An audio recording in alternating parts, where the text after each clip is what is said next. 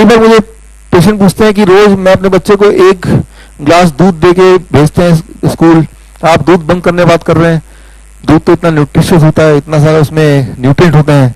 दूध न्यूट्रिशियस होता है लेकिन आपके लिए नहीं, गाय के बच्चे के लिए। इंसान एक ऐसा जानवर है जो जीवन भर दूध पीता है, और इंसान ही एक ऐसा जानवर है जो दूसरे जानवर का दूध पीता है। शेर, थैंक यू फ्रेंड्स, शेर गाय को पकड़ता है, गाय को खा जाता है। कभी देखा आपने? कभी देखा आपने गाय को पकड़ा, गाय का दूध पी गया? तो दूध एक ऐसी चीज नहीं है जो जीवन भर आपको पीना है। डेयरी प्रोडक्ट्स, डेयरी प्रोडक्ट कोई पॉइजन नहीं है, right? It is not a poison, but right, it is not a food also, वो खाना भी नहीं है। मित्रों, मनुष्य के दिमाग में यह मिथ्या भ्रम एवं धोखा भरा हुआ है कि प्राणीजन्य दूध मनुष्य के लिए स्वास्थ्यप्रद और संपूर्ण आहार है, कि दूध का सेवन मनुष्य के लिए विषतुल्य है, कि गलत मान्यताओं के कारण जब से प्राणीजन्य दूध को मनुष्य का संपूर्ण आहार बताने पर जोर दिया गया, तब से मनुष्य ने दूध और दूध से बनी चीजों को अपने भोजन का नियमित अंग बना लिया, और तभी से मनुष्य दमा, गठिया, हृदय रोग, मस्तिष्क रोग, मधुमेह, कैंसर व पाचन संबंधित अन्य अनेक घातक रोगों में ग्रस्त होकर असामयिक मृत्यु का शिकार होता चला गया। 84 लाख जीव जंतु है। कोई भी पशु पक्षी अपनी माँ के अलावा किसी दूसरे प्राणी का दूध नहीं पीता। कोई भी पशु पक्षी जब अपनी टांगों पे चलने लग जाए तो अपनी माँ का दूध भी नहीं पीता। इंसान सारी उम्र पीता है और किसी का भी नहीं छोड़ता, इसीलिए बीमार रहता है। यो भूतं च भव्यं च सर्वं यश्चाधितिष्ठति स्वर्यस्य च केवलं तस्मै ज्येष्ठाय ब्रह्मणे नमः।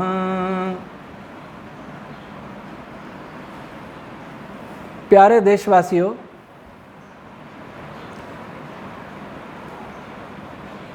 कुछ समय पूर्व भारत के शायद 565 वैज्ञानिकों ने माननीय प्रधानमंत्री जी को पत्र लिखकर आग्रह किया था कि देश में गोमूत्र आदि से चिकित्सा का दावा करने वालों को प्रतिबंधित किया जाए। गाय से चिकित्सा करना अवैज्ञानिक है। तब मैंने एक वीडियो बनाया था, क्या गाय का भी कोई विरोध करेगा। उस वीडियो का आप सभी ने बहुत स्वागत किया, इसलिए आपका बहुत बहुत धन्यवाद। परंतु मैं आपको सचेत करना चाहता हूं कि देश में कुछ ऐसी शक्तियां हैं जो भारत से गाय के अस्तित्व को नष्ट करना चाहती हैं, जो भारत की अर्थव्यवस्था को समाप्त करना चाहती हैं। वे जानती हैं कि जब तक गाय बचेगी, बैल बचेगा, तब तक भारत की कृषि अच्छी होगी। और जब से ये गई है, बहुत सारी समस्याएं पैदा हुई हैं। इसकी चर्चा मैं फिर कभी करूँगा। यह हम बात करते हैं डॉक्टर विश्वरूप राय चौधरी की, जो इन दिनों सोशल मीडिया में बहुत सक्रिय हैं और कोरोना के विषय में उन्होंने एक अभियान छेड़ा हुआ है। लॉकडाउन और कोरोना का भय, इसको वो साजिश बताते हैं। मैंने उनकी कई वीडियो सुनी और मैं उनसे प्रभावित हुआ। अभी वो युवा है, DIP डाइट उनकी प्रसिद्ध है, और मैंने उनको फ़ोन करके, उन्होंने नहीं उठाया, उनके PRO ने उठाया, मोहन जोशी हैं, धन्यवाद भी दिया। परंतु कल किसी ने सूचना दी कि डॉक्टर चौधरी डेयरी प्रोडक्ट का बहुत विरोध करते हैं। इस विषय में उनकी वीडियो भी मैंने देखी, फिर आज एक दो वीडियो और भी देखी। वो यहाँ तक कहते हैं कि इससे कैंसर भी हो सकता है। हालांकि वे कहते हैं विष नहीं है, लेकिन भोजन भी नहीं। और ऐसे एक और श्रीमान मिल गए उनका नाम है योग्यांश रमेश भार्गव। उनका वीडियो देखा, दूध विश्व तुल्य है। ये 54 वर्ष में मैंने जाना, वो लिखते हैं। एक आचार्य मोहन गुप्ता, ये भी दूध के पीछे पड़े हैं, गाय के पीछे पड़े हैं, इसको मत पियो। और भी बहुत सारे होंगे। बहुत समय पहले सन 83 में मुझे एक कबीरपंथी साधु मिला, वो भी कहता दूध नहीं पीना, ये मांसाहार है। इन बातों को देख करके लगता है कि कुछ लोग भ्रांतिवश, तो कुछ लोग मूर्खतावश, और कुछ लोग किसी षड्यंत्र का अंग बनकर किन्हीं दूसरी विदेशी शक्तियों के द्वारा प्रेरित होकर इस प्रकार की धारणाएं इस देश में फैला रहे। जरा सोचिए कि गाय का दूध पीना बंद कर दिया जाएगा तो गाय को तो कोई पालेगा नहीं। और आज कम दूध देने वाली गाय को किसान सड़क पर छोड़ देता है, भूखों प्यासों मर रही है। जब दूध को जहर नहीं तो कम से कम ये बताया जाएगा कि ये भोजन नहीं है और इससे कई बीमारियां होती हैं, तो दुधारू गायों को भी सड़क पर धक्का देके निकाल दिया जाएगा। तब लाभ किसको होगा? गो तस्कर उन गायों को ले जाएंगे और उन्हें बूचड़खाने में मार डालेंगे। ये डेयरी प्रोडक्ट का विरोध करने वाले का यही चाहते हैं, अथवा उनके पास कोई दूसरा फॉर्मूला है? गो हत्या का बहुत बड़ा कारण तो कभी ट्रैक्टर बना। ट्रैक्टर ने गाय को मारा, बैल का मैं तो समाप्त हो गया देश में। अब गायों को तो पालते रहे दूध के लिए, अब दूध भी अगर जहर हो जाएगा या दूध भी अनुपयोगी हो जाएगा, दूध भी अप्राकृतिक हो जाएगा, दूध भी मांस जैसा हो जाएगा, तो गोवंश समाप्त हो जाएगा। आप कहेंगे मशीनरी, मैं आपको बताऊं कि जोधपुर में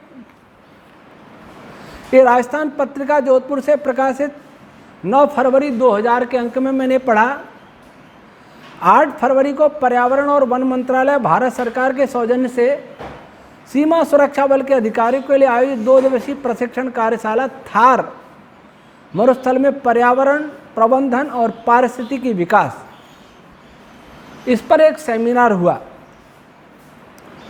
और वहाँ मुख्य वक्ता आर.पी. धीर ने कहा कि रेगिस्तानीकरण के विस्तार में ट्रैक्टर का योगदान बताते हुए कहा कि ट्रैक्टर के उपयोग से मृदा के बंधन शिथिल हो जाते।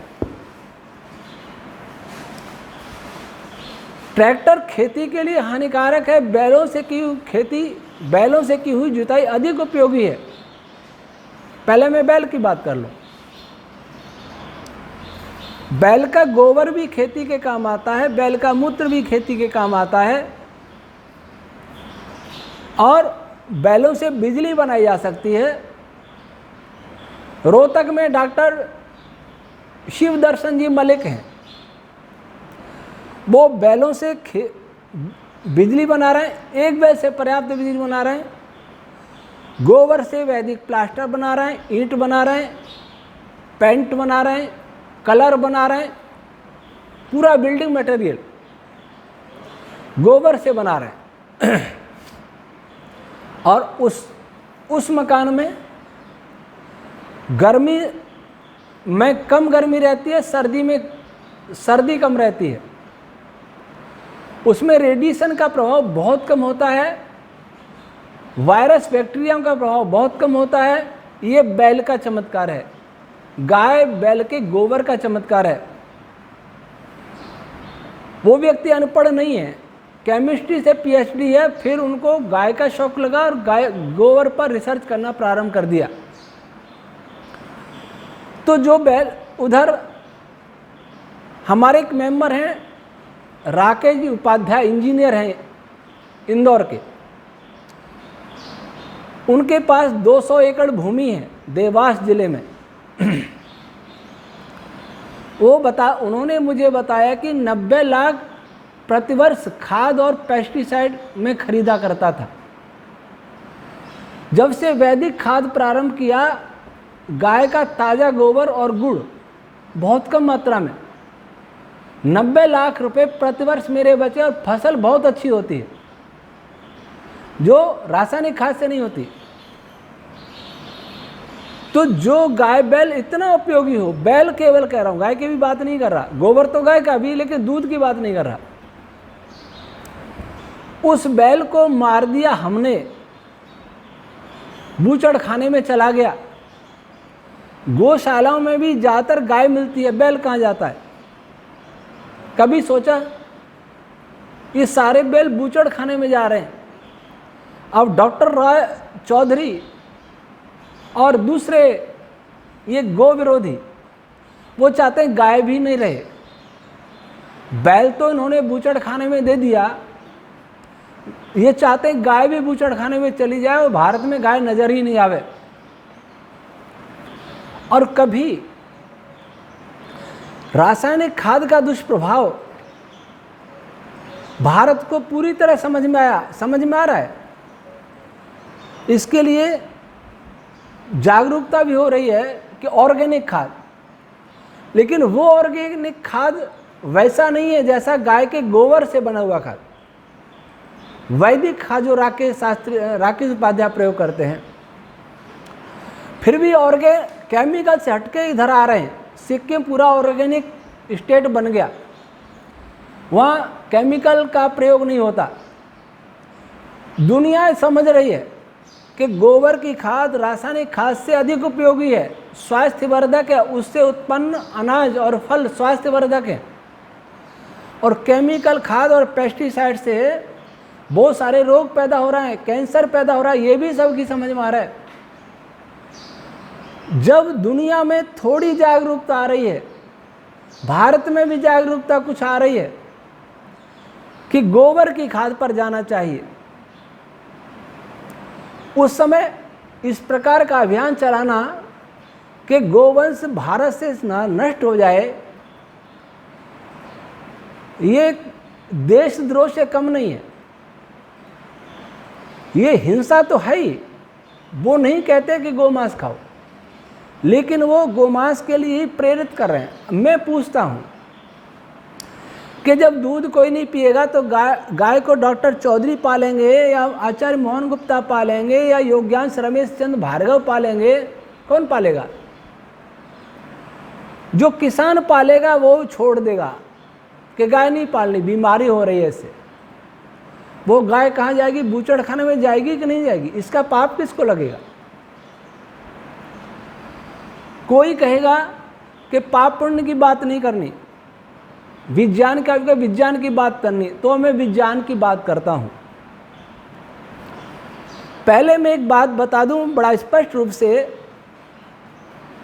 कि मैं वैदिक फिजिक्स का व्यक्ति हूं और आधुनिक थ्योरेटिकल फिजिक्स को भी मैंने बड़ी गहराई से समझा है, समझने का प्रयत्न किया है। और मैं किसी भी बड़े वैज्ञानिक मंच पर ये दावे के साथ कहता हूं कि आधुनिक थ्योरेटिकल फिजिक्स असमंजस में है, भ्रांति में है, उसे रास्ता नहीं मिल रहा, वो समस्याओं से ग्रस्त है। अरबों खरबों डॉलर खर्च करके भी जिन समस्याओं का समाधान नहीं कर पा रहा फिजिक्स, उनका समाधान हम वैदिक फीस पर करने का दावा करते हैं, लेकिन इस देश में कोई सुनने के लिए तैयार नहीं है। क्यों तैयार नहीं है? कि हमारा देश बौद्धिक गुलाम है। पश्चिमी की खोजों को हम प्रामाणिक मानते हैं और ऋषि मुनियों की खोजों को महत्व नहीं देते हैं। वैसे और डॉक्टर चौधरी आप भी मेडिकल साइंस की अनेक खोजों पर मजाक करते हैं, उपहास करते हैं उनका, विशेषकर कोरोना को लेकर के, डायबिटीज को लेकर के और बहुत सारी बीमारियों को लेकर के दवाइयों पर आप व्यंग्य करते हैं। तो जिस आधुनिक साइंस पर आप व्यंग्य करते हैं, आधुनिक मेडिकल साइंस पर व्यंग्य करते हैं, उसी साइंस के आधार पर, उन्हीं के द्वारा की गई रिसर्च के आधार पर आप गाय के दूध, दही, घी, छाछ को कैसे अनुपयोगी बताने के अधिकारी हैं, कैसे उनको रोग कारक बताने के अधिकारी हैं? आपका कौन सा रिसर्च है? डीआईपी डाइट ठीक है, मैं ये जानता हूँ, मैं नेचुरोपैथी की मैंने भी लगभग 70-80 पुस्तकें पढ़ी होंगी। कल मेरी उनके पीआरओ मोहन जोशी से बात हुई थी। मैंने कहा कोरोना तक तो ठीक था जोशी जी, पर डॉक्टर चौधरी गाय के पीछे क्यों पड़े? तो उन्होंने कहा नहीं आचार्य जी, आपको किसी ने गलत जानकारी दी है। वो तो गाय का समर्थन करते, केवल ये कहते हैं कि डीआईपी डाइट जिस समय चल रही हो, रोगी पीड़ित हो किसी रोग से, डायबिटीज जैसे, उस समय दूध या डेयरी प्रोडक्ट नहीं लेना, मीट अंडे नहीं लेना और पैक फूड नहीं लेना। इसका अर्थ हुआ कि दूध और मीट और पैक फूड में डॉक्टर चौधरी के लिए कोई अंतर नहीं है, ये समान है। एक लाइन में मत रखिए। केवल दूध की बात करते हैं, दही की बात करते हैं। तो जिस समय मान लो उनकी चिकित्सा चल रही है, उस समय पेशेंट नहीं ले, ये बात तो समझ में आती है। और मैंने कहा कि इसमें तो कोई आपत्तिजनक बात नहीं है। जिसको दूध पच नहीं रहा है तो लेगा तो और बीमार होगा, और दूध नहीं पच रहा तो घी भी नहीं पचेगा, तो उसे खा के भी बीमार होगा। कि ऐसा कभी नहीं कहते कि दूध लेना ही नहीं। लेकिन मैंने आज वीडियो सुनी, उसके बाद रात को भी एक वीडियो सुनी, स्पष्ट करेंगे दूध भोजन नहीं है। क्या कहते हैं? दूध अच्छा है लेकिन गाय के बछड़े के लिए है। अच्छा एक बात बताइए कि गाय का बछड़ा दूध पी करके अच्छा है, गाय को पालेगा क्या बछड़ा पालेगा कि मनुष्य पालेगा? बछड़े का भी आप उपयोग जानते नहीं, उपयोग हो भी नहीं रहा इस देश में, वो चला गया पानी। वैसी स्थिति में आप ये कहना चाहते हैं गाय का पालन छोड़ दो, क्यों? बछड़े का भी कोई उपयोग नहीं है। आप कहते हैं कि दुनिया में कोई भी प्राणी ऐसा नहीं है जो जीवन भर दूध पीता हो। आप पशुओं से सीखना चाहते हैं। आप ये भी कहते हैं कि कोई भी प्राणी ऐसा नहीं है जो दूसरे का दूध पीता हो।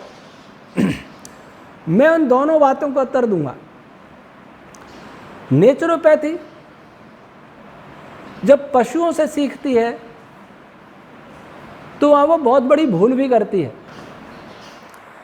एडोल्फ जस्ट जो जर्मन का विद्वान था, वो प्रकृति से इतना प्रेम करता था और विज्ञान से इतना घृणा करता था, वो तो कहता था ना बिस्तर भी नहीं बिछाने, मिट्टी में ही सोना, कपड़े भी नहीं पहनने। और कौन सा ऐसा डॉक्टर है जो कपड़े नहीं पहनता? कौन सा डॉक्टर है जो मिट्टी में सोता है? कौन सा डॉक्टर है बिजली का उपयोग नहीं करता? कौन सा डॉक्टर है जो जंगली फल मूलों पर भी रहता है? मैं आपको शरीर को स्वस्थ रखने के लिए पशुओं से सीखने, पशु बनने की सलाह नहीं दूंगा। कुछ बातें पशुओं से सीखनी है, शेष बातें ऋषियों से सीखनी है, क्योंकि हम पशु नहीं है। रही बात कि कोई प्राणी जीवन भर दूध नहीं पीता, मैं कहता हूं कोई भी प्राणी कपड़े नहीं पहनता है, कोई भी प्राणी मकान नहीं बनाता है, कोई भी प्राणी अगर आंखों को कुछ हो जाए चश्मा नहीं पहनता है, कोई प्राणी यूट्यूब फेसबुक नहीं चलाता है, कोई भी प्राणी भोजन पकाता नहीं है। आप ये सब क्यों करते हैं? कोई भी प्राणी आने जाने के वाहनों का प्रयोग नहीं करता, सारी जिंदगी पैदल चलता है, भूमि पर रहता है। आप क्यों नहीं रहते? क्योंकि आप मनुष्य हैं, पशु नहीं है। पशुओं से उतना ही सीखना जितना आवश्यक है। यह बात ठीक है कि कई बातों में हम पशुओं से गिर गए, वो बात पशु से सीखनी। पशु ने अपना भोजन नहीं छोड़ा, हमने छोड़ दिया। पशु ने ब्रह्मचर्य का पालन नहीं छोड़ा, हमने छोड़ दिया। वो नहीं, उसकी बात नहीं करनी, केवल दूध की बात करनी। जब आप पशुओं से अलग हटकर कपड़े पहन सकते हैं, फर्नीचर ले सकते हैं, मकान बना सकते हैं, मोटर कारों में घूम सकते हैं, प्लेनों में घूम सकते हैं, सारे विज्ञान के संसाधनों का उपयोग कर सकते हैं, तो दूध के पीछे क्यों पड़े? दूसरी बात, कोई भी प्राणी दूसरे पशु का दूध नहीं पीता, तो कोई भी प्राणी दूसरे पशु को पालता भी नहीं है। अब डॉक्टर चौधरी ने उदाहरण दिया कि शेर गाय को मार देगा पर दूध नहीं पिएगा, मांस खा जाएगा। इसका अर्थ क्या हुआ?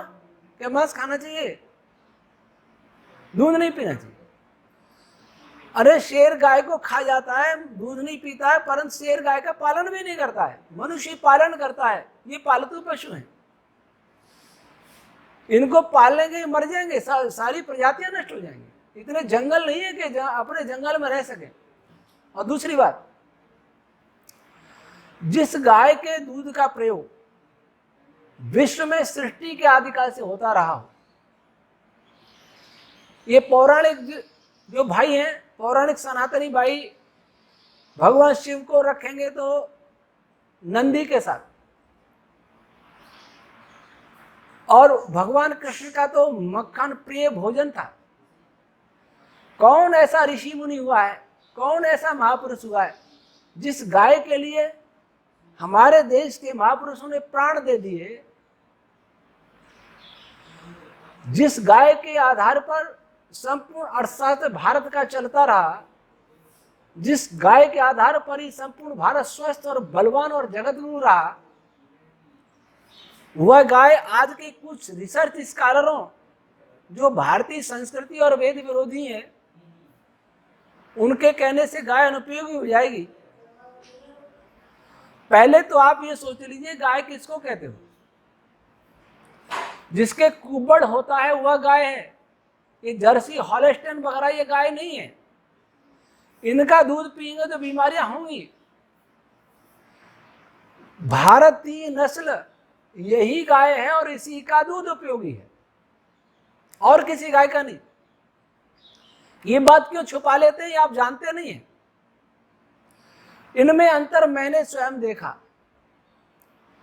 मथुरा वेद मंदिर में 8 गाय थी, 4 संकर नस्ल की थी, 4 शुद्ध देशी थी।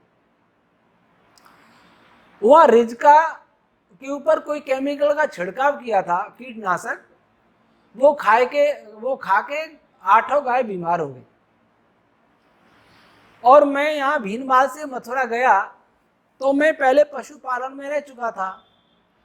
वह आचार्य स्वदेश जी बोले कि आप देखिए गाय क्या हुआ है। मैंने कहा मुझे किसी रोग का लक्षण नहीं लग रहा, कुछ खाने में तो नहीं आया।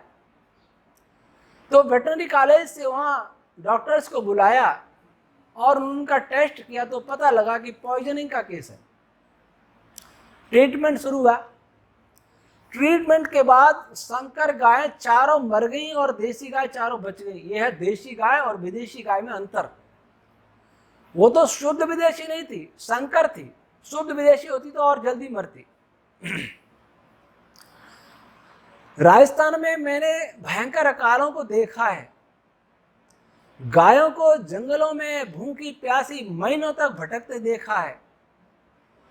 ये संकर गाय नहीं मर रहे, संकर गाय इतनी जीवित नहीं रह सकती, इतना संघर्ष नहीं कर सकती भूख प्यास से, लेकिन भारतीय नस्ल की गाय करती है।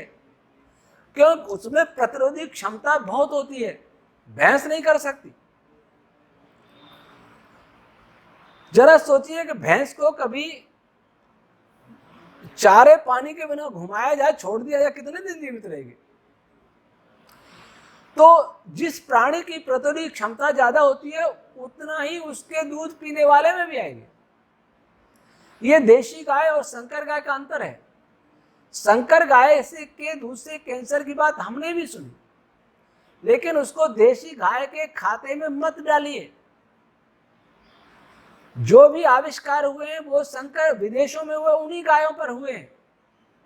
लेकिन आप उन आविष्कारों की बात क्यों नहीं करते जो मैंने बताई थी। मेरा एक वीडियो है, क्या गाय का अब भी कोई विरोध करेगा, उसमें गोमूत्र से कौन कौन से रोग ठीक होते हैं, कितने रिसर्च पेपर को मैंने कोट किया था, उसमें उद्धृत किया था। आप उनको क्यों, उनकी बात क्यों नहीं करते। बहुत सी बातें मैं उसमें बता चुका हूं, लेकिन फिर आपको एक नया वीडियो बनाने के लिए बाध्य हुआ, क्योंकि मैंने किसी वीडियो में आपका नाम लिया तो हमारे कुछ लोग सोचने लगे, भ्रमित हो गए होंगे मैं विश्वरूप चौधरी का समर्थक हूं, इसका मतलब गो गाय को न पालूं, यह भी मेरा मत हो जाएगा। इसलिए मैं वीडियो बनाने के लिए बाध्य हुआ। आप नेचुरोपैथी डॉक्टर हैं। मैंने कल मोहन जोशी को कहा था कि नेचुरोपैथी के बड़े बड़े कुछ डॉक्टर मुझे भी जानते हैं और पूछ सकते हैं। पतंजलि योगपीठ में योगग्राम में डॉक्टर नागेंद्र जी नीरज हैं, वह इंचार्ज हैं, बहुत सीनियर डॉक्टर हैं, भारत के जाने माने डॉक्टर हैं और विश्व के अच्छे डॉक्टर्स में से भी हैं नेचुरोपैथी के। बहुत पुस्तकें लिखी हैं, बहुत अनुभव है उनका। मैंने मोहन जोशी का उनसे पूछ लेना, मेरे बारे में अच्छी तरह जानते हैं, मैंने उनसे ट्रीटमेंट भी लिया। उनकी पुस्तकों से मैं बताऊंगा। पहले नेचुरोपैथी बात करता हूं, क्योंकि आयुर्वेद का नाम नहीं, आयुर्वेद का नाम लेते जरूर हैं विश्वरूप चौधरी, पर आयुर्वेद की कोई बात नहीं करते। मुझे लगता है इनको आयुर्वेद नहीं आता होगा। ये डॉक्टर नागेंद्र जी नीरज की पुस्तक है, प्राकृतिक चिकित्सा एवं योग वैज्ञानिक प्रयोग। इसमें आप विटामिन और हमारा स्वास्थ्य इस चैप्टर को पढ़ें, विटामिन देखें, मिनरल्स देखें। दूध एक संपूर्ण आहार ठहरता है। दूध और अंकुरित भोजन, इन्हीं में सबसे अधिक पोषक तत्व पाए जाते हैं, ऐसा इनका निष्कर्ष है, आप पढ़ के देख सकते हैं। और आहार संबंधी वैज्ञानिक अनुसंधान, ये इस चैप्टर में इन्होंने ब्रिटेन हेल्थ रिसर्च प्रकाशन पर आधारित कुछ खाद्य पदार्थों का वर्णन किया है, उसमें गाय का दूध भी है। और गाय के दूध के विषय में इन्होंने एक पुस्तक लिखी है, मेरा आहार मेरा स्वास्थ्य। इसमें बहुत सारी सब्जियां भी हैं, फल भी हैं और दूध भी है। मैं नेचुरोपैथी, मैं ये जो इनकी DIP डाटा है वो नेचुरोपैथी के अनुसार है, क्योंकि नेचुरोपैथी फल और सब्जी पर, सूप पर, रस पर अधिक ध्यान देते हैं। तो नेचुरोपैथी के डॉक्टर इनका इस पुस्तक में गाय के दूध के बारे में पढ़िए। लिखते हैं कि दूध पीना वीर्य, रस, रक्त आदि वर्धक, अग्नि प्रदीपक।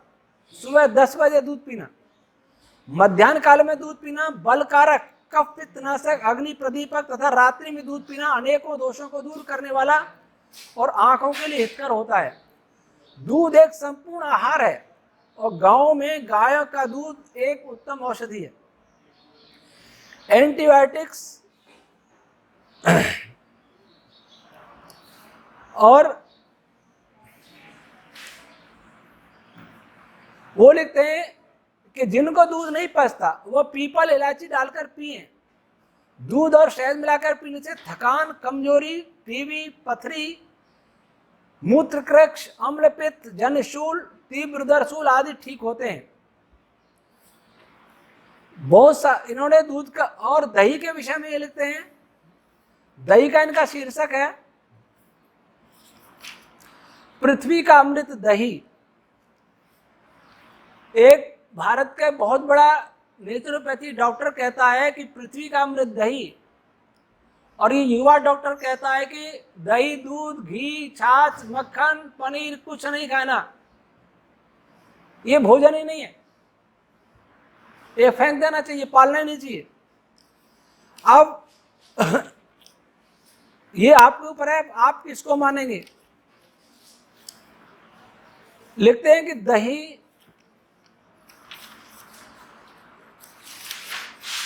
दही पर भी लिखा, चरक संहिता अनुसार दही अतिसार, विषम ज्वर, शीत ज्वर, अरुचि, मूत्र का, शरीर और मन की कमजोरी को दूर करता है। अमेरिकी प्रोफेसर जॉर्ज बी ने अफ्रीका में जंगल में रहने वाले मसाई जाति के कबीले के एक समूह की परीक्षा की। वे इस निष्कर्ष पर पहुंचे कि वो लोग मांस आदि खाते हैं, कोलेस्ट्रॉल बढ़ाने वाले पदार्थ, फिर भी वो दीर्घजीवी है, कारण कि वो दही बहुत खाते हैं। दही हमारी आंतों के लिए बहुत उपयोगी चीज है। छाछ को दही से भी अच्छा बताया।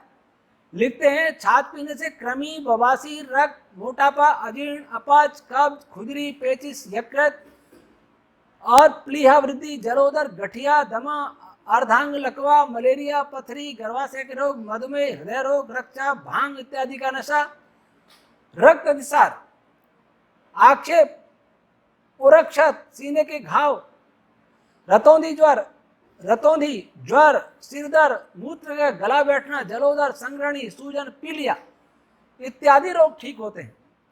डॉक्टर जॉर्ज वीमान ने एक अद्भुत तथ्य का पता लगाया। उन्होंने देखा कि दही में कोलेस्ट्रॉल की मात्रा अधिक होती है, फिर भी दही खाने पर कोलेस्ट्रॉल कम होता है। आयुर्वेद विशेषज्ञों का ये लिखते हैं कि पृथ्वीवासियों के लिए देवताओं के अमृत के समान है दही, ये छाछ। पनीर के भी गुण बताए, लेकिन डॉक्टर चौधरी को न दही के गुण दिखते हैं और न दूध के गुण दिखते हैं। मैं एक और नेचुरोपैथी के बहुत बड़े डॉक्टर की बात करूंगा।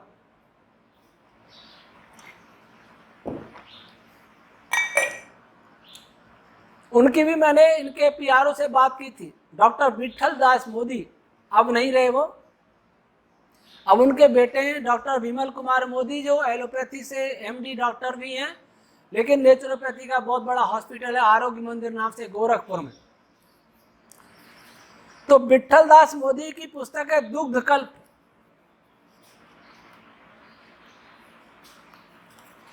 इन्होंने दुग्ध कल्प के विषय में एक महाभारत का प्रसंग दिया है।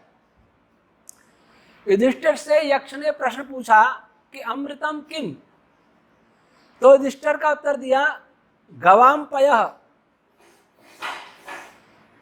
यक्ष ने पूछा अमृत क्या है, तो के गायों का दूध और अमृत है। तो एक नेचुरोपैथी का बहुत बड़ा डॉक्टर कहता हो, इसको उद्धृत करता हो कि गाय का दूध अमृत है, उसको डॉक्टर चौधरी कहते हैं कि इससे बहुत सारी बीमारियां होती हैं।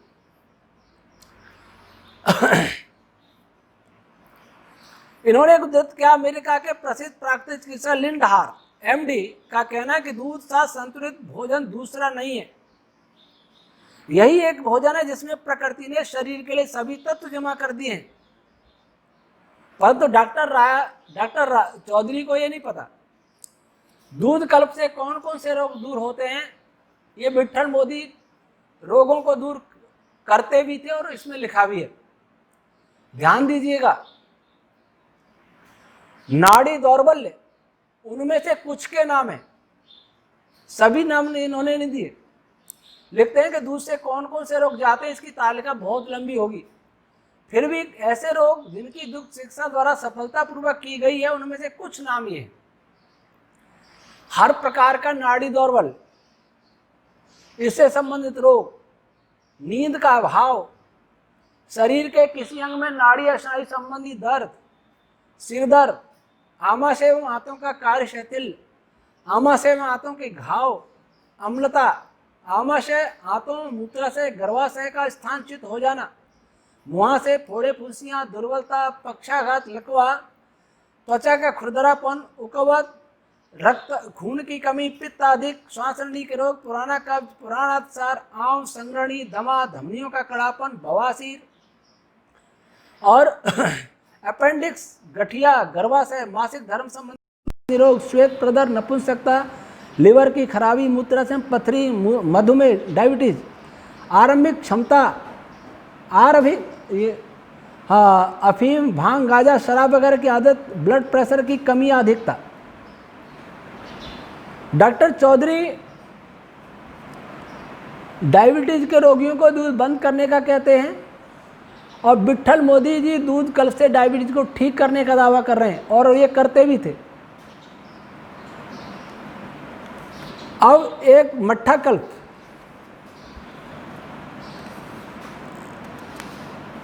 ये लिखते हैं बहुत ही कम रोग ऐसे हैं जो दूध से न जाते हों या वश में न आते हों। नाड़ी दौड़ वाला, चिंता करते रहने, छोटी छोटी बातों को बहुत बड़ी समझने, किसी काम को करने का अपने साहस न पाने, बाधाओं को देखकर घबरा जाने, उद्विग्न भयभीत रहने, स्मरण शक्ति का नाश आदि नाड़ी संबंधी रोगों में दूध रामबाण है। दुबलापन, जलोदर, बीपी, बहुत सारे रोग लिखे, खांसी, दमा। वैसे ये कहा जाता है कि दूध कफकारक है, लेकिन डॉक्टर मोदी कहते हैं कि दूध कफकारक है, लेकिन जब दूध कल्प होगा, दिन में 6-7 लीटर दूध पिलाया जाएगा तो दूध दमा को नष्ट करने वाला भी है, गठिया को दूर करने वाला भी है। अब मैं छाछ की बताऊं, मट्ठा कल्प, मट्ठा कल्प और आंव, जिसका आंव ठीक नहीं होता हो, पेट में आंव बनता है, वो मट्ठा कल्प से ही जाता है। यक्ष्मा,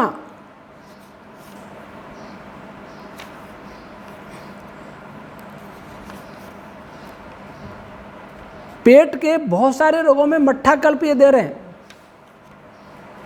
अब एक में और आपको, यहाँ के लोगों को आदत हो गई है कि भारतीय डॉक्टर की नहीं माननी, विदेशी की माननी। राजस्थान पत्रिका जोधपुर 26 अगस्त 2003 में मैंने पढ़ा, घी दूध खाओ दमा भगाओ।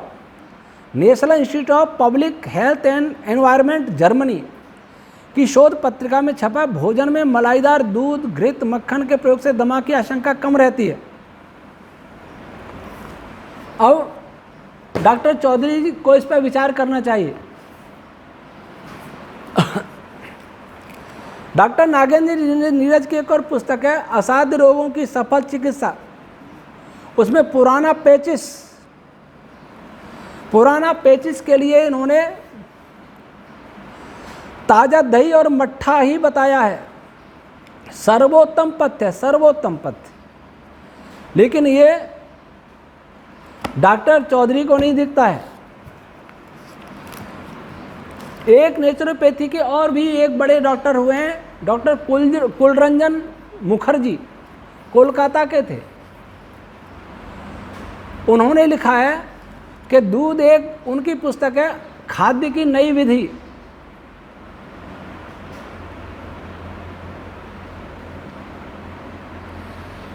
लिखते हैं कि प्रोटीन खाद्य के लिए मछली मांस जरूरी ऐसा नहीं है, मछली मांस के भीतर जो कुछ है वो मिल सकते हैं दूध के भीतर भी। दूध की तरह निर्दोष प्रोटीन खाद्य मांस मछली नहीं है। दूध का प्रोटीन मछली मांस की तरह उत्कृष्ट है, परंतु दूध के भीतर मछली मांस की भांति यूरिक एसिड आदि विष और हानिकारक पदार्थ नहीं है। अर्थात दूध का प्रोटीन सर्वोत्तम है। दूध एक संतुलित खाद्य है। दूध का प्रोटीन बहुत जल्दी पचता है। दूध का लैक्टोज आंतों के भीतर जाके सड़ता नहीं, बल्कि पेट में रह रहे विभिन्न खतरनाक जीवाणु टॉक्सिन उत्पन्न करने में अक्षम होता है और बदले में निर्दोष एसिड उत्पन्न करता है। दूध के भीतर जो चर्बी रहता है वह क्षुद्र क्षुद्र कणों में विभक्त रहता है, अब अतः वह सहज में ही शरीर में शोषित हो जाता है। दूध से छेना, दही, मट्ठा, छेना का जल आदि सारे खाद्य पदार्थ मिलते हुए विशेष पुष्टिकर होते हैं। और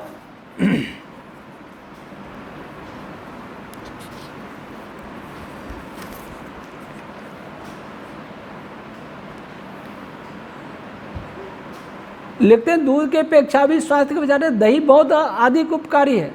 अब दूध की जगह पे दही, वो भी दूध का ही उत्पाद है।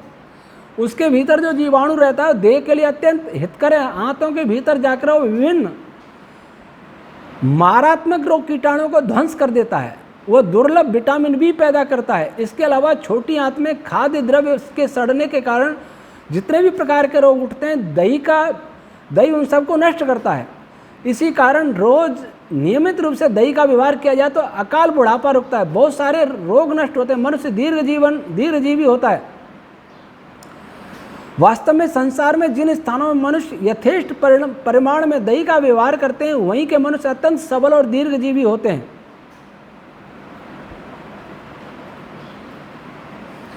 लिखते हैं किंतु यह अनुभव में देखा गया है कि दही खाने से बहुत बार सर्दी, खांसी, गठिया दर्द, अम्ल रोग आदि बढ़ते हैं। कभी कभी मलेरिया बुखार भी लौट आता है।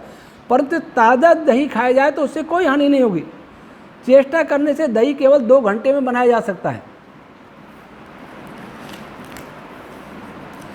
और जो दुबले पतले हैं उनके लिए दूध से बढ़कर कोई उपाय नहीं है। दूध कल्प से बढ़कर कोई उपाय नहीं है।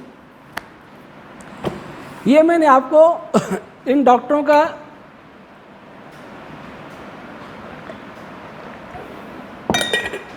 अब मैं आपको कुछ बता रहा हूं जो कैंसर की बात करते हैं। आज से 50 वर्ष पहले लगभग सब्जियों का प्रयोग प्रायः नहीं होता था। मनुष्य केवल दूध, दही, घी, छाछ पर ही निर्भर रहता था। छाछ की कड़ी बना लेता, मारवाड़ में घाट बना लेता, और कुछ बना लेता, यही खाते थे। और यह मारवाड़ के मैं बताऊं, मारवाड़ में बिश्नोई एक समाज है। वो आज तक उसका भोजन सबसे उसका प्रिय भोजन है दही, दूध, घी। दही का प्रयोग वो बहुत करते हैं और सबसे कम बीमार रहते हैं। डॉक्टर राय चौधरी को उनका परीक्षण करना चाहिए, देखना चाहिए। मुझे डर है कि कोई बिश्नोई डॉक्टर चौधरी के चक्कर में फंस जाए। मैं समझता हूँ फंसेगा नहीं, क्योंकि उन्हें अपने गुरु जम्बेश्वर जी का ज़्यादा विश्वास है और होना भी चाहिए। उन्होंने जो लिखा, तो सबसे ज़्यादा दूध, दही, घी यही प्रयोग करते हैं। यही सारे मारवाड़ में यही सबसे ज़्यादा स्वस्थ मिलेंगे। बुद्धिमान भी हैं, स्वस्थ भी हैं।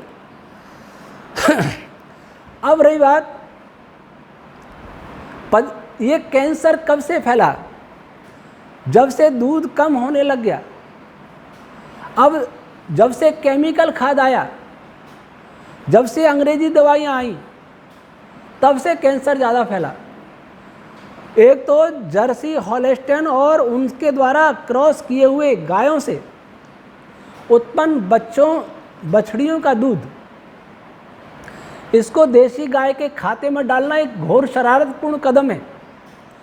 और मैं जानता हूं कि ये लोग इस बात को जानते भी होंगे, परंतु या तो ये जानते हैं तब तो किसी प्रलोभनवश, किसी षड्यंत्रकारी विदेशी शक्तियों के कहने से ऐसा कर रहे हैं, अथवा ये भ्रांत हैं, अथवा इनको जानकारी नहीं है कि देशी गाय और विदेशी गाय के दूध में क्या अंतर होता है। दूसरी बात, आज से जब पहले दूध, घी, दही, छाछ का प्रयोग होता था, जब लोग ज़्यादा बीमार रहते कि आज ज़्यादा बीमार होते हैं। आज सब्जियां जिन्होंने देखी नहीं थी वे आज सब्जियां खाते हैं, वे फल खाते हैं। वे क्यों बीमार हो रहे हैं? मैं नहीं कहता सब्जी फल से बीमार होते हैं, मैं कह रहा हूं उनमें केमिकल खाद के कारण बीमार होते हैं। नरेश पानी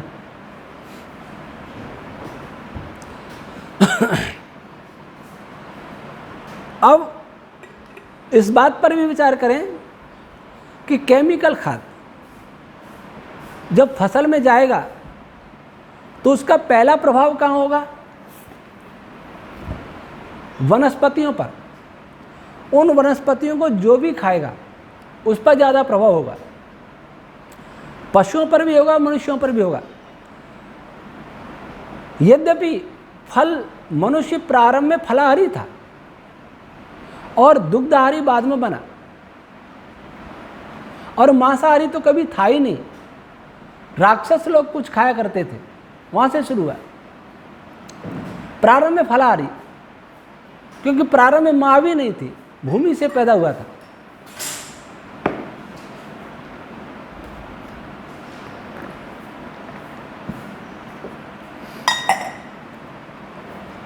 आज की बात देखें, केमिकल के युग में सबसे शुद्ध केमिकल रहित कोई पदार्थ मिलेगा तो दूध ही मिल सकता है।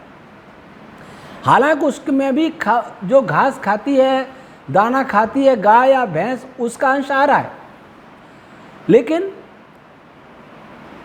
हम जो अनाज खाएंगे उसकी अपेक्षा दूध में उस केमिकल, उस जहर का अंश कम आएगा, क्योंकि बहुत कुछ उस पशु के शरीर में रह जाएगा।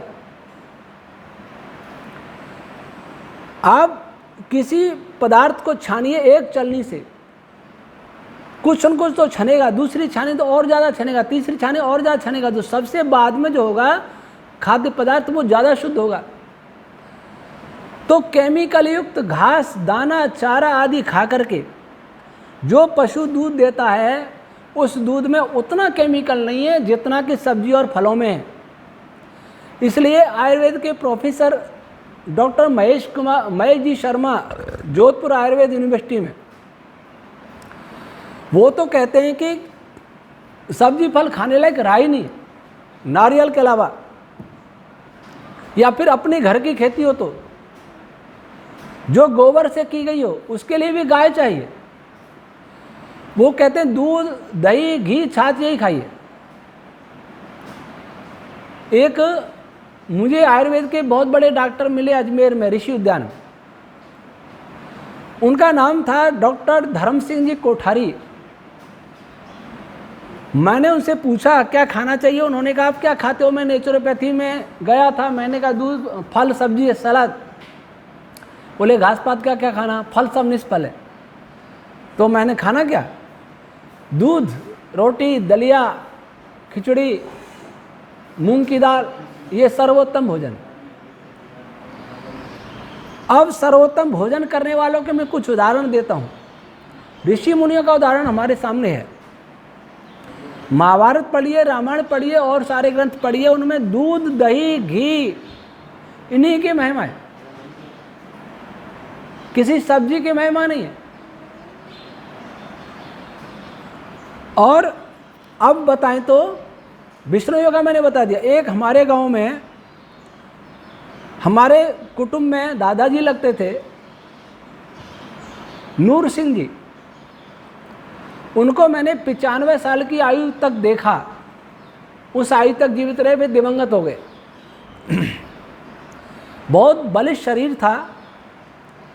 और मैंने सुना है, पिताजी से सुना हो या किसी से सुना हो, उन्होंने 95 साल की उम्र में कभी सब्जी का प्रयोग नहीं किया और खूब बलवान और स्वस्थ थे। अंत समय में एक घटना घटी, दुर्घटना, और दूध बंद हुआ, उनकी मृत्यु हो गई। कौन कहता है दूध से बीमारियां होती हैं? पचाने की क्षमता नहीं हो तो बीमारी होगी। पचाने की क्षमता, आप क्षमता से ज़्यादा तरबूज खा जाइए, वायु करेगा। पचाने की क्षमता से ज़्यादा खरबूज खाइए, वायु करेगा। पचाने की क्षमता से ज़्यादा जूस पी लीजिए, वो भी वायु करेगा। और डॉक्टर महेश जी ने, मुझे याद है, एक बार बताया था किसी को लौकी, जो मारवाड़ में दूधी बोलते हैं, उसका जूस पिया, अल्सर हो गया। केमिकल जो लौकी अल्सर के मिटाने के लिए है, उसको पी करके अल्सर हो गया, क्योंकि उसमें केमिकल था। दूध में इतना केमिकल नहीं आएगा। मैं दूध की विशेषता बता दूं, ये पंडित भगवत दत्त जी रिसर्च स्कॉलर, आर्य समाज के बहुत बड़े विद्वान हुए, विज्ञान के भी थे और इतिहास के भी थे। उन्होंने निरुक्त भाषा में एक फुटनोट में दिया है। नवभारत टाइम्स दिल्ली से 2 जनवरी 1964 में एक समाचार प्रकाशित हुआ था। उसमें लिखा था, न्यूयॉर्क स्थित विज्ञान अकादमी की संप्रति, मतलब हावी हाल में एक बैठक हुई थी, उसमें इस बात की पुष्टि की गई कि गाय के दूध में कोई ऐसी विशेषता है जो संख्या के विष को समाप्त कर देती है। डॉक्टर एस ए पीपल्स ने भी कहा है कि आश्चर्य की बात तो है कि गाय के शरीर की अन्य मांसपेशियों में संख्या के चिन्ह पाए जाते हैं, परंतु दूध में संख्या का एक कण भी नहीं पाया गया है। जो ऐसा दिव्य पशु है, जो ऐसा दिव्य प्राणी है, जो भगवान का वरदान है इस धरती के लिए, कि जो गाय जहर खा के भी उसको अपने मांस में ले जाती है, दूध में नहीं आने देती। ये तो अनुसंधान हुआ अंग्रेजी उस अमेरिकन गाय का। भारतीय नस्ल की गाय का परीक्षण करेंगे तो और भी ज़्यादा प्रभावकारी दिखेगा, और भी ज़्यादा अच्छा रिजल्ट आएगा। जो गाय जहर को भी अपने शरीर में रखती है और आपको अमृत के समान दूध ही देती है, उस गाय की इस प्रकार से आलोचना करना, उसको मरवाने या समाप्त करने के लिए इस प्रकार से अप्रत्यक्ष रूप से ये लेक्चर देना कि डेयरी प्रोडक्ट नहीं लें, ये अमानवीय कार्य है। जूनागढ़ कृषि यूनिवर्सिटी में एक साइंटिस्ट है, उन्होंने गोमूत्र में सोने की खोज की है। जिस गाय के मूत्र में भी सोना होता है, उस गाय को आप ये कह रहे हैं उसका दूध मत पियो, वो गाय अनुपयोगी है। अरे उसका हम दूध पीते हैं इसलिए हम उसको पाल भी नहीं रहे, मर जाएगी गाय। तो आयुर्वेद में पंचगव्य से कितने रोग ठीक होते हैं ये वैद्य जानते हैं। कल भाई मोहन जोशी इनका पीआरओ कह रहा था कि हाँ पंचगव्य की महिमा, पंचगव्य कभी सुना क्या, पंचगव्य सुना क्या चौधरी से कभी। डॉक्टर चौधरी चर्च में भाषण दे रहे हैं कि दूध नहीं पीना, किसको खुश करने के लिए दे रहे हैं? तो उनको खुश करने के लिए दे रहे हैं कि जब भारत गाय नहीं पालेगा, गाय को छोड़ देगा, तो गायों का मीट एक्सपोर्ट हो जाएगा उन लोगों के लिए, चर्च वालों के लिए, विदेशी ईसाइयों के लिए एक्सपोर्ट हो जाएगा, इस्लामी देशों में एक्सपोर्ट हो जाएगा। इसलिए आप बताना चाह रहे हैं कि दूध मत पियो। ऐसे मांस का विरोध तो नहीं करते, मांस को दूध की लाइन में करते हैं, लेकिन डेयरी प्रोडक्ट का क्या अर्थ है? डेयरी प्रोडक्ट का अर्थ मांस नहीं है, डेयरी प्रोडक्ट का अर्थ खून नहीं है, डेयरी प्रोडक्ट का अर्थ हड्डी और मज्जा नहीं है। डेयरी प्रोडक्ट का अर्थ केवल दूध और दूध से बने पदार्थ हैं। फिर लोगों को मूर्ख क्यों बना रहे कि डेयरी प्रोडक्ट, वो डेयरी प्रोडक्ट का विरोध करते, उसमें मांस भी आता है। मांस डेयरी प्रोडक्ट कहाँ है? कौन सी डेयरी में बनता है मांस? अब हम इस पर भी चर्चा करें कि कुछ लोग कहते हैं गाय का दूध मांसाहार के बराबर है, मांस से आता है।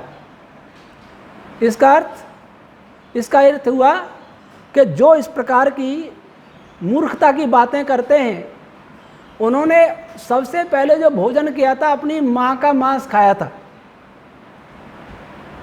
क्योंकि माँ का दूध पीता बालक।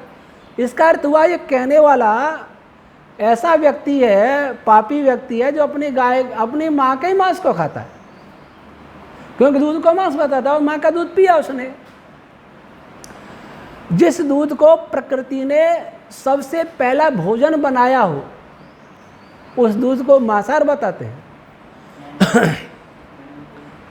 पसीना निकलता है शरीर से, कहाँ से छन के आता है? मांस में से, तो पसीना भी मांस हो गया। मूत्र निकलता है, ये भी मांस में से ही छन के आता है, गुर्दे में से, ये भी हो गया। श्वास आता है, ये भी मांस में से, खून में से छन के आता है। कार्बन डाइऑक्साइड निकल रही है, ये भी मांस हो गया। और पशु मांस खा रहे हैं हमारा। ऐसी मूर्खता की बातें करने वाले न केवल गाय के विरोधी हैं, बल्कि देश विरोधी और स्वास्थ्य के विरोधी हैं। तो मैं मैं एक और डॉक्टर की बात करता हूँ। मैं कुछ डॉक्टरों से अनुभव, एक हमारे मेंबर हैं राकेश जी उपाध्याय, जिनकी मैं चर्चा किया था कि 90 लाख प्रतिवर्ष का खाद बंद किया उन्होंने, और केवल गाय के गोबर से, और उन्होंने 1 करोड़, शायद 1 करोड़ के अनार उखाड़ दिए अपने खेत में से। वो सारी जड़ मिटानी जो केमिकल से उगाए वो अनार, उन सब को उखाड़ दिया। अब उनकी बहुत अच्छी खेती हो रही है। राकेश जी उपाध्याय को 14 साल से सोराइसिस का रोग था, बहुत दवाइयाँ कराई, ठीक नहीं हुए। फिर उन्होंने क्या किया, गोबर का लेप, गाय के गोबर का लेप किया शरीर पर। भयंकर सोराइसिस था, उनका फोटो है, दिखाया था मुझे उसका फोटो। और गाय की छाछ का प्रयोग किया, 3 महीने में सोराइसिस ठीक हुआ। कहिए चौधरी जी, उनकी बेटी के ओवरी में सिस्ट था, डॉक्टर ने कहा इसके संतान नहीं होगी, ये ठीक नहीं होगी। परेशान हो गए, अरबपति आदमी है।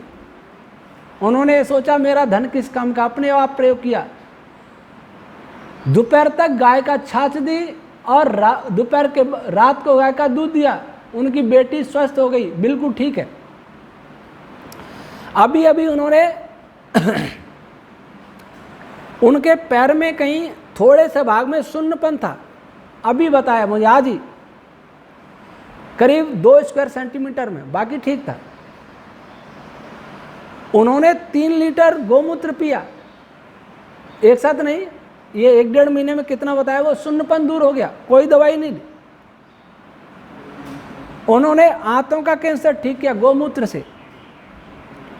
और भोजन में क्या दिया, दूध, घी, कच्ची हल्दी, सलाद और मूंग। दूध उनका हर चिकित्सा में मुख्य भोजन है, दूध, छाछ, घी, गाय का, देशी गाय का, शंकर को गाय मत कहना।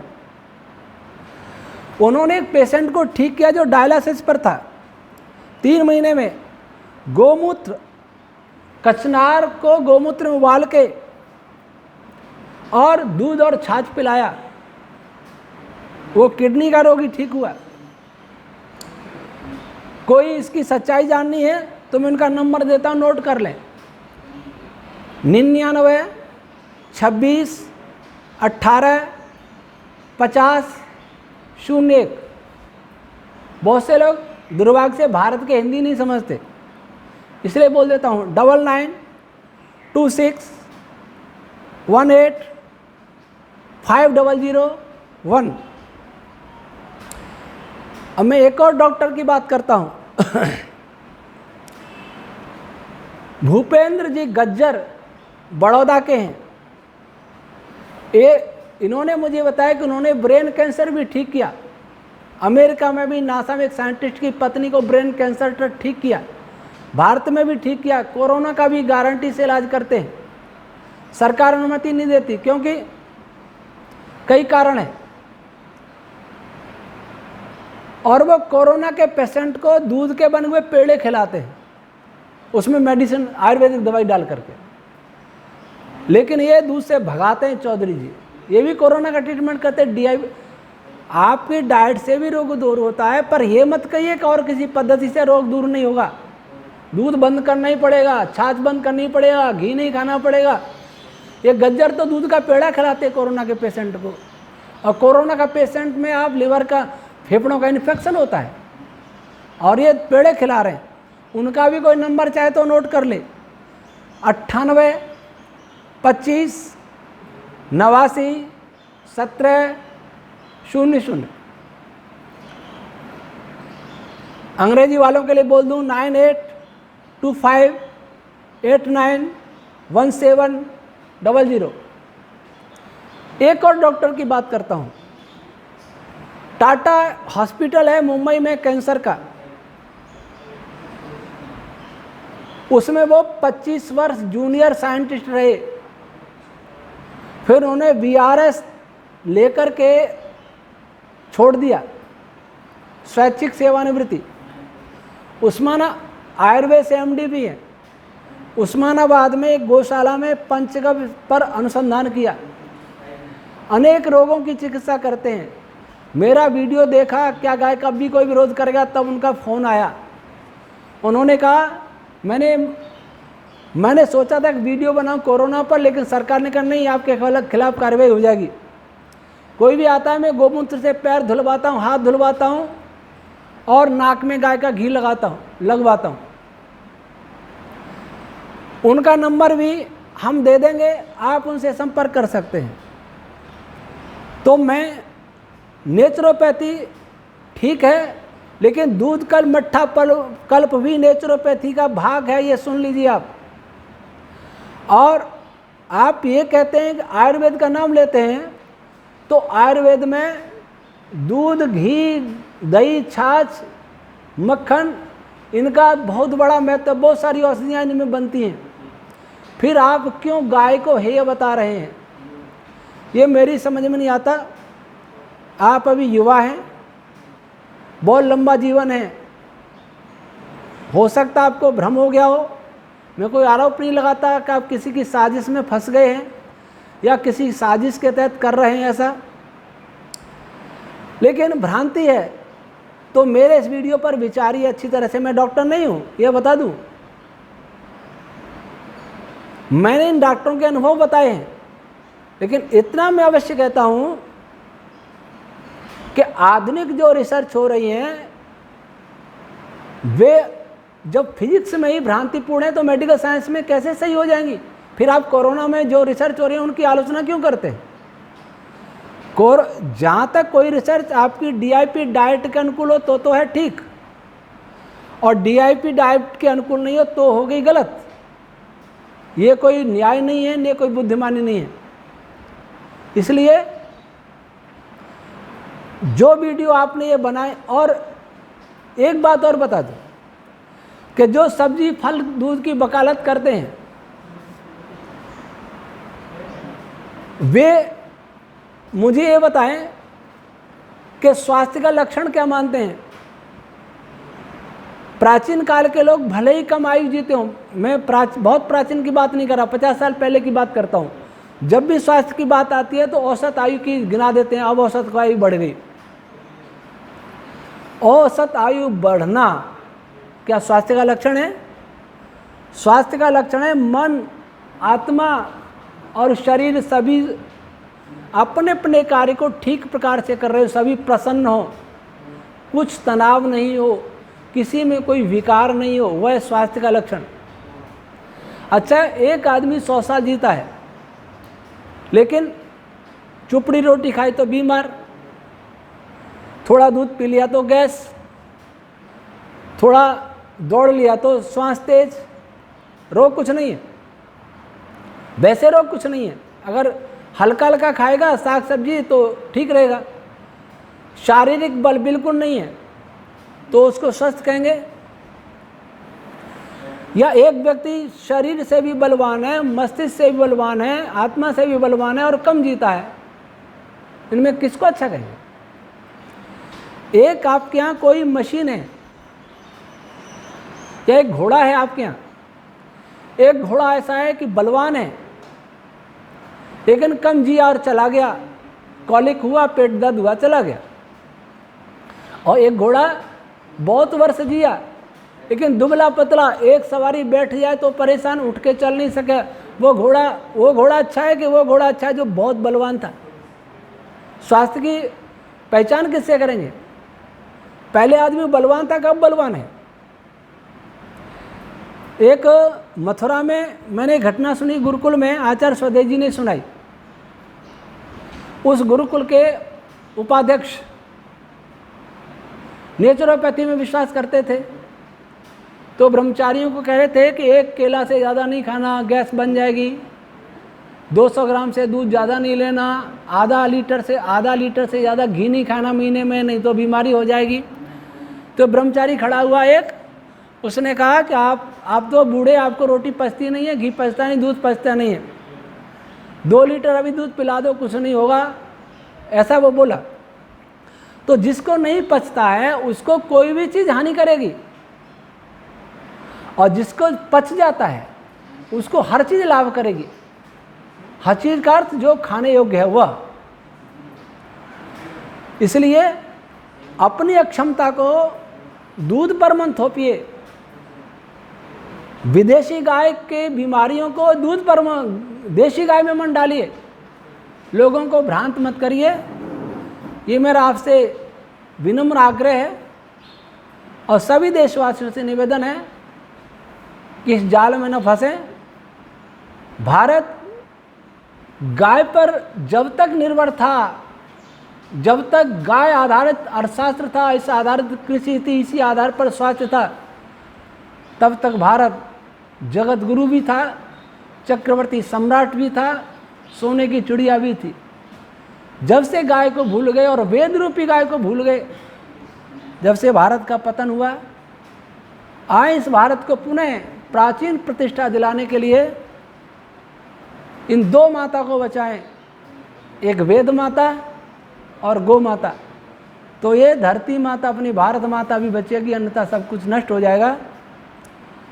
इसलिए प्रत्येक देशवासी का कर्तव्य है कि इस प्रकार की भ्रमपूर्ण बातों का निराकरण करें, और न कर सकें तो उनकी बातों में तो कम से कम न आए, और जहाँ मिले तो उनका विरोध अवश्य करें।